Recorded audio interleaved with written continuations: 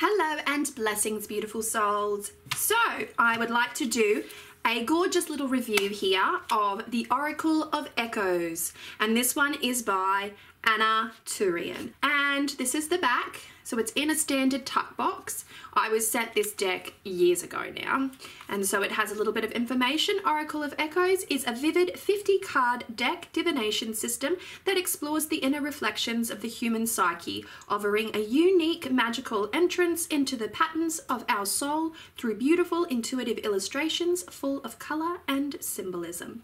So there we have it. Now, there's a little story about the Oracle of Echoes that I absolutely love to share, and that is that when Anna was creating, illustrating and designing the deck itself, she reached out onto Facebook and into her Facebook social circle and asked people what kinds of Oracle cards they would like to see in this deck. And so a few of the cards that you will see here were suggestions by people in her community. First of all, this is the artist card, Oracle of Echoes, and this is the beautiful backing. I absolutely adore the backing of this particular deck. I think that it is one of the most stunning backings I have ever seen. Let's leave everything here. I'm so used to moving everything out as though I'm about to do a reading. So let's flip it over and do a bit of a walk through here. So we start off, these are in no particular order, they are not numbered, and that's fine. So one of the things that I will say before I begin this flick through is that the Oracle of Echoes happens to be the most, and I do mean this, the most balanced Oracle deck that I have ever had the privilege of using. Now, what I mean by that is that most Oracle decks, they lack a certain sense of oomph for me, and I can't quite put my finger on what that means or what that translates into, but I find that Oracle decks by nature are quite visually beautiful, but they lack a bit of substance for me personally. And while that's not the case for every Oracle deck, because there are many others that have a really good depth to them, some of them actually miss the mark and go quite the opposite way to being quite dark, and others quite light. So the Oracle of Echoes is to me one of the most perfect examples of a well-balanced deck. And so we begin here with transformation. So this is transformation. And another thing that I love about the deck is that it brings forth really interesting keywords and key phrases. I've got a lot of shadow that I can do nothing about right now. This is self-involved, and I do believe that that was one of my suggestions. Self-involved. Here we have vulnerability, which I think is absolutely beautiful. And that symbolism of the egg and the fracture and that fetal position, it's so reminiscent of a feeling, or multiple times in my life where I've had that feeling of just feeling very vulnerable and very exposed. We were just talking about balance, and we do have a card in here that speaks of balance. If I can just get myself sorted. Here we have chaos, the whirlwind of chaos. Maybe I'll put it there because that's a bit better. There we go. So we have chaos. Here we have new horizon, which is beautiful. Here we have a card called depression. And I know from, just from watching a few different individuals' YouTube channels that partake in the card, community, that depression is a card that is not often seen, and there are many that don't enjoy seeing it there. And there is a deck, and I think it might be the Osho Zen, that has a controversial card. I'm not necessarily certain that it's depression, but I do know that it's one of the least liked. But I happen to feel a sense of comfort that that is in there, because even though I'm not a person that suffers from depressive disorders, I have been depressed in my life, and I have suffered from postnatal depression. So seeing it here amongst all of these other cards makes me feel better. It honestly does. So I just wanted to mention that. Symbiosis, which is just darling. And I remember when I saw this, I'm like, yeah, all right. We have the lovers. We have the lovers here, and I just love the way that the illustrations are like veining into each other, like they're intricately connected. I'll bring that up close. And I really like that. This is one of my absolute favorite cards, the Ancestors. The Vine of Ancestors. To me, that's just brilliant, necessary, and exciting. Imperfect Beauty. And this is a beautiful card, and it does have a very, very interesting story behind this one, but I will leave that for another time, and potentially it's already been told, but I don't feel like it's my story to tell. We have here Self-Sabotage, which is an absolutely awesome card to see in here, because self-sabotage is something that I see a lot when I'm doing professional readings. People come to me with these situations, and what I see within the crux of the reading is this propensity to self-sabotage at any given moment, and it's a very interesting situation. And then we have Breakthrough. We have Breakthrough, and this is a beautiful, beautiful card. I think this perfectly captures that concept of breaking through from one layer of consciousness to the next, from one surface to another.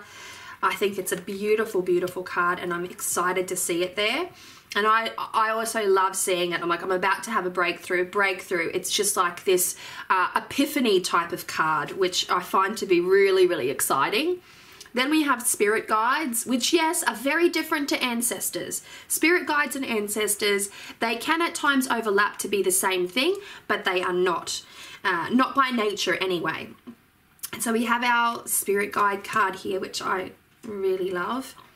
Then we have Abundance, which had to be in here. I love the flowery nature, the very Ostara spring type nature of that.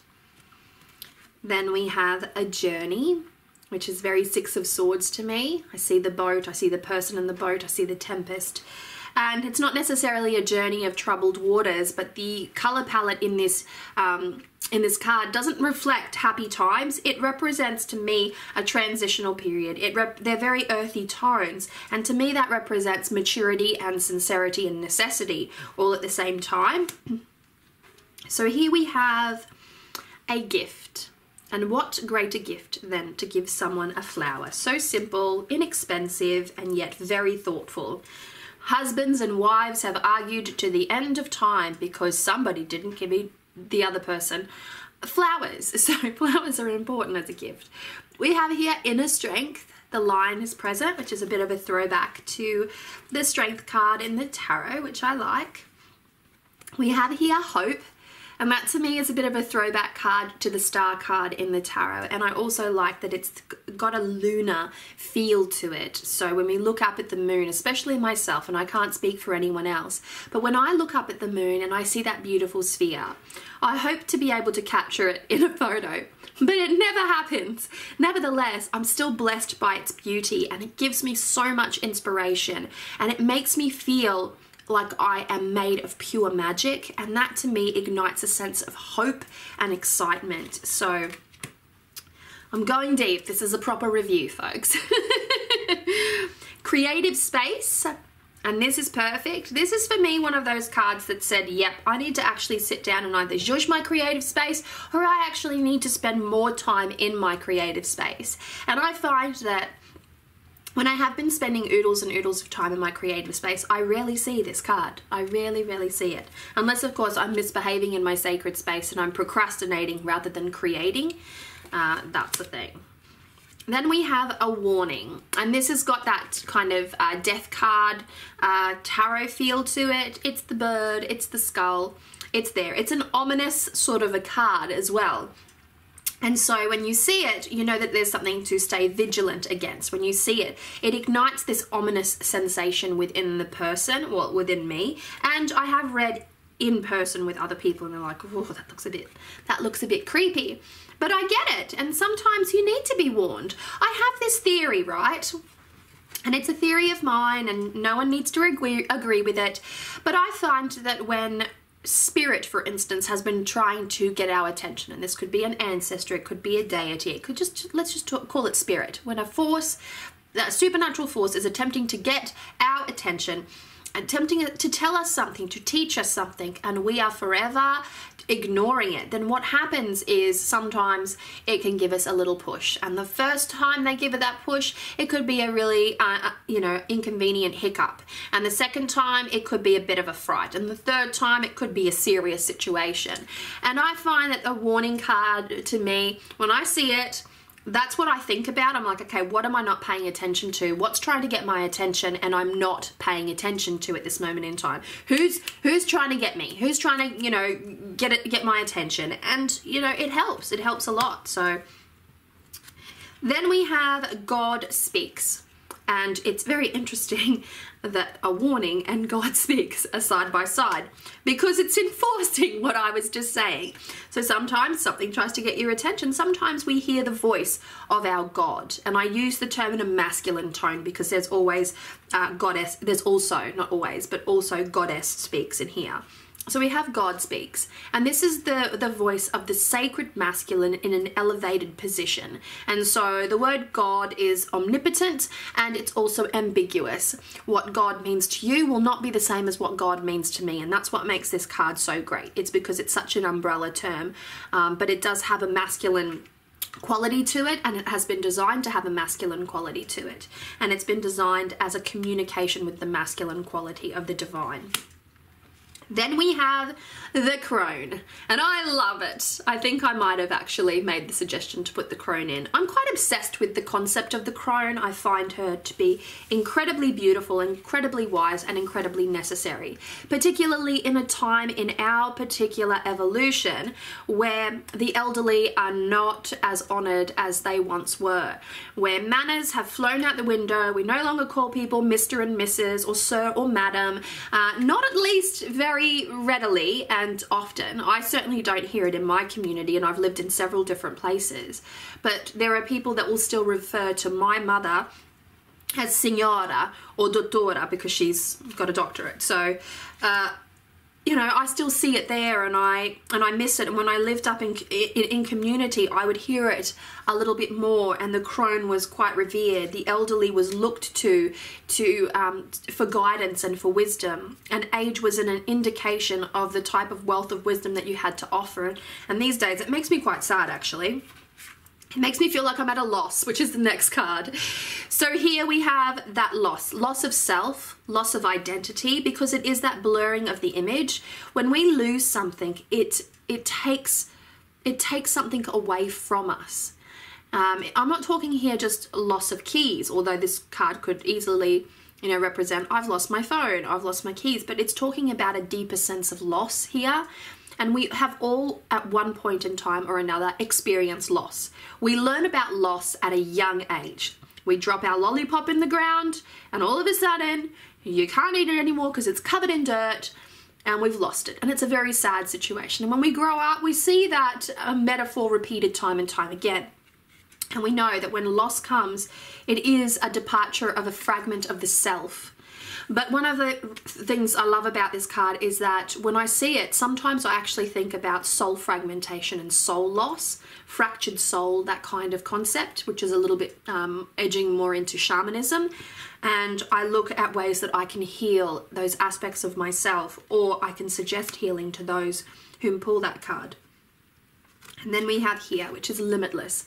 And I love that this has a tree-like quality, because when we look at the tree of life, for instance, when we look at the Yisrael, the ancient ash tree, I believe it is, of the Norse mythology, we see its branches stretch right up tall into the 9 worlds, infinitely so, and deep down into the underworld. And it creates this wonderful, wonderful symbolism for journeying, upper, middle, and lower, from a shamanic perspective as well. And so this limitless, it allows us to it allows us to be reminded of the fact that when we close our eyes and we venture into the more astral plane, that what we have is a limitless access to information, and the only thing that sort of stops us from really accessing that information is our disposition, our want, our desire, our necessity, and so on.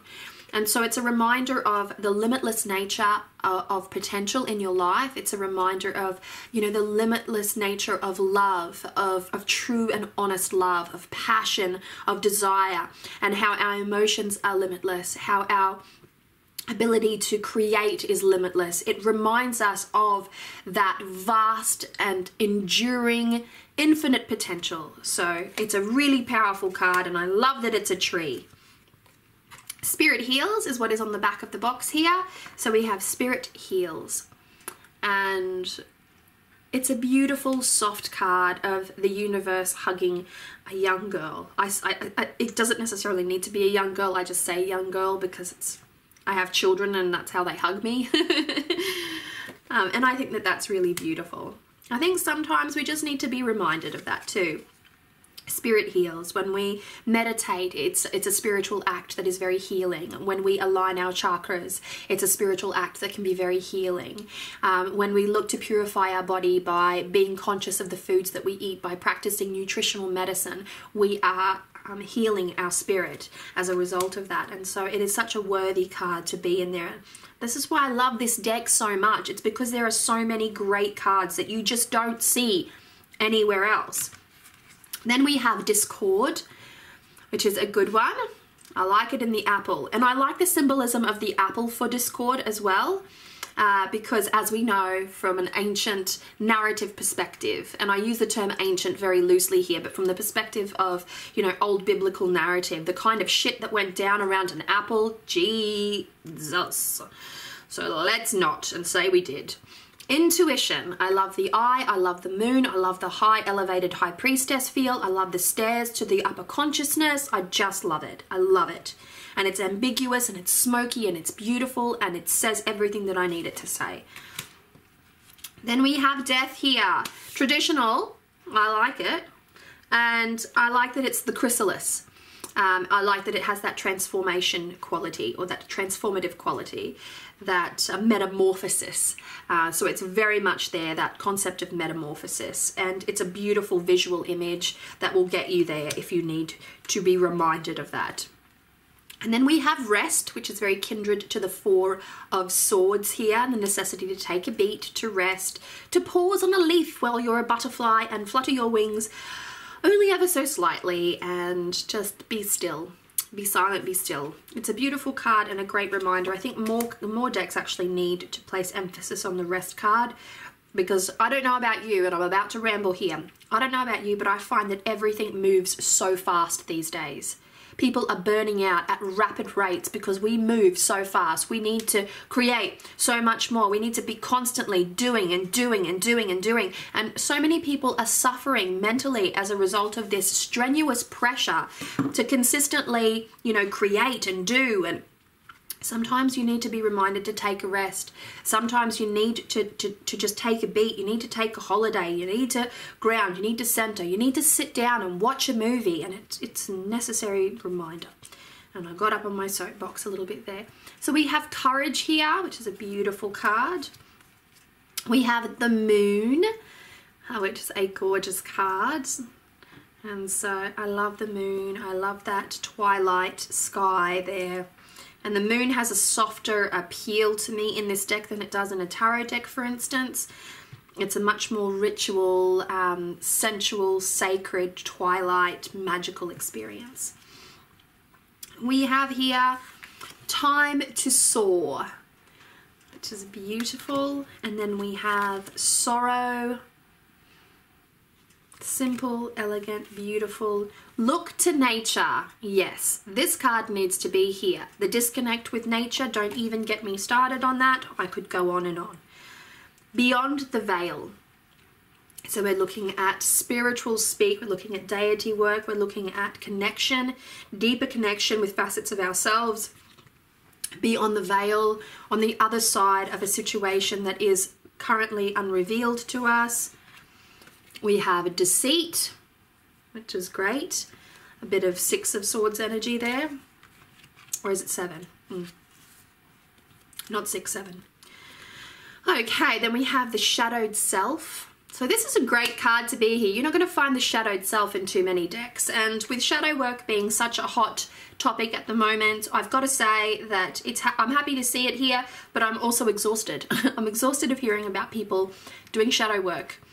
This is not me being mean, but it's more that there is a greater emphasis on the darkness now than there is on other things. And while I do believe that it is utterly necessary and deeply beneficial for a person to do shadow work, I find that it's the it topic, or at least it has been. It's on the way out at the moment. I don't ever want to see the practice of shadow work or the understanding of the shadow self or the concept of Jungian spiritual psychology and the collective unconscious. I don't want to see that disappear. That's valuable information, but I do believe that it's currently being exploited, and I don't like it. So another little soapbox moment. Decisions, decisions, decisions. Two of Swords here. I see everything in tarot, folks. Two of Swords, decisions. Beautiful. Which way will you go? Which of the pathways will you take? Look within. And that's a bit hermit.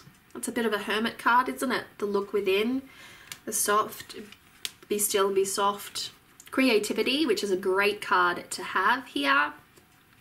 Probably a little bit more Empress in its way, but I love the concept of creativity included in a deck because I find creativity to be sacred and divine. So when you see it, it's almost a call to action, to exercise the creative spark within that for many people are actually dormant. So I'm a big fan of art therapy. I'm just a huge fan of it. Then we have Let Go. So this is a good one. This is a good one, a good reminder to sometimes just unencumber oneself. And this is a great one to remind you to spring clean, to remind you to spring clean, to declutter and to minimize. Big fan of minimalism. Here we are, Goddess Speaks. So we have the voice of the sacred feminine speaking to you. Please pay attention. We have Healing here, which is an absolutely beautiful card. And we have Trust, which is probably one of the cards. Trust in self, trust in others, trust in the universe. Then we have Fear. And we have the Snake. And we have that kind of Kundalini explosion energy.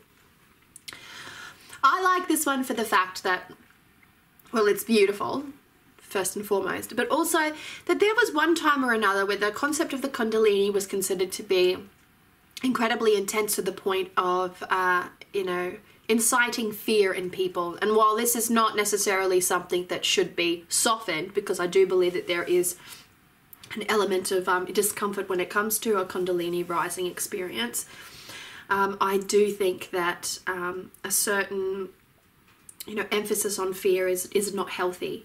But I find that a card that symbolizes fear in this way, symbolizes this, this core belief that many of us are struck down by, is really a card that can lead us to effective shadow work. And it's a beautiful, beautiful card. Oh, I love this deck. Then we have Father Time, which is an appreciation of how much you have achieved and how much you might have left to achieve, but focus on what you have achieved, and understand, of course, that time management is absolutely integral to anyone's time, life, and purpose, creative projects included. And sometimes we can be fixated on time. Sometimes we forget that we don't live forever and we waste our time. And so Father Time is a really, really great card to have in this deck. How many times am I going to say that? Gosh. Then we have Protection. This is a beautiful card and can be taken in two ways. The necessity to protect, the feeling of being protected, and one being too protected or protecting oneself far too much. I did a reading with this deck just moments ago, and it was a case of this individual was far too protected and, was missing out on opportunities because they were too guarded. And so it can be positive and it can be negative. Then we have Awaken the Inner Force, so the internal creative fire via Dragon, which I think is absolutely beautiful. And we have the last card here is Home, which I think is gorgeous. I love this little house. I love the quirky nature of this house. Oh gosh.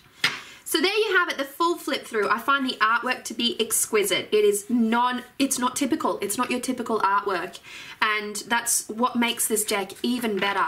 It's a use of watercolor, like beautiful use of watercolor and no line work, which is very typical for Ana. So I think that it leaves it to be like this water-like deck where it's governed by water and it has this elusive fluid movement through the texture and the combination of colors and artwork as a whole. Each card is different to the other. It doesn't follow any kind of succinct color palette, and it makes great use of color, in fact. And I think color is what speaks to you the most when you're using this deck, and that's what makes it, yet again, another beautiful deck. You can tell what's going on here. The color actually speaks, and that in itself is a beautiful thing. There is slight usage of symbolism. There is uses of esoteric language to a degree, but it's not over the top, and that's what I like. There are common everyday themes like dealing with people who are self-involved, or when we are ourselves going through a state of self-involvement. Vulnerability is something that leans more into spiritual speak, balance as well, and and there is just so much to this deck and many layers upon layers within this deck, and I think it was created very thoughtfully. And again, I'm going to say it, it's very, very well balanced. And, it is one of those decks that I think that if I had to release most of my collection, I would not ever, ever in 100 million years let this one go. It is a deck that will stand the test of time, in my humble opinion, a deck that is very, very underrated, in my humble opinion. A deck that can really shift illusion and create a really intense spiritual shift as you use it. For daily draws, for self-healing, for predictive readings, it will do it all. It is what I like to call an all-rounder, and that is a byproduct of the fact that this is a very well-balanced deck. So I could go on and on about it, but I will leave it here. That was The Oracle of Echoes by Ana Tourian. I sincerely hope that you have enjoyed this flip through and review, my own personal perspectives and ramblings. I think that if you ever were to consider a deck to purchase, this is one that I would highly recommend. And I don't often say buy this deck, buy it, you need it. But I think that everyone needs this deck. I honestly think that that's the way that it is. And that's pretty much all I've got to say. Please know that Ana did not ask me to do this.